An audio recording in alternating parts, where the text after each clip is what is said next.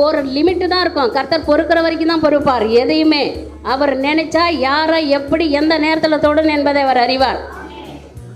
ஏன்னா கான்வென்ட்டில் ஒகேஷன் ப்ரொமோட்டர்னு ஒன்று இருக்குது. அப்படின்னா தமிழில் சொல்லப்போனால் ஆள் பிடிக்கிறது. எதுக்கு? சிஸ்டர் ஆகிறதுக்கு. அதில் நம்ம ரொம்ப கெட்டிக்காருங்க.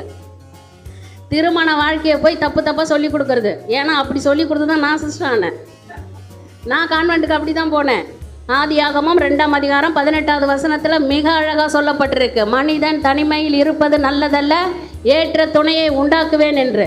அந்த வாழ்க்கையை போய் தப்பாக யாரோ ஒரு ஆளை கல்யாணம் பண்ணி எது கஷ்டப்படணும்? சிஸ்டா வந்தீங்கன்னா மாதாவுக்கு சேரீ கட்டுறோம். அப்போ கூட சிஸ்டா வந்தால் மாதாவுக்கு சேரீ கட்டுறது சிஸ்டா வந்தால் கூப்பிட்டேன். நான் வேதத்தை படிக்கலாம், பரலோகம் போகலாம்லாம் தெரியாது. அப்போ பரலோகம் போகலாங்கலாம் தெரியாது. அந்த மாதிரி சொல்லி இந்த பிள்ளைங்க பிரைன் அந்த 10ஆம் கிளாஸ் 12ஆம் கிளாஸ் பிள்ளைங்களுக்கு என்ன தெரியும் பெண்களுக்கு? அந்த மாதிரி போய் சொல்லி நிறைய நம்ம சபையாகட்டும் இன்னொரு சபையாகட்டும் இப்படி ஆள் அனுப்பினே இருக்கிறது. நான் என்னை தவிர வேறு 2 பேர் போனால் சும்மா வருவாங்க, யாரும் பிள்ளைங்க வரலன்னு. ஆனால் நம்ம போனால் 5-6 பேர் கூட்டின்னு வருவோம் இந்த மாதிரி பிரெயின் வாஷ் பண்ணி. அதனால் கர்த்தர் பார்த்தார், இனிமேவும் பிரியாவை விட்டால் தமிழ்நாடு பெண்களெல்லாம் சிஸ்டர் ஆக்கிடுவா. அதனால் எப்போ சத்தியத்தை அறிய வைக்கலான்னு என்னை தொட்டார்.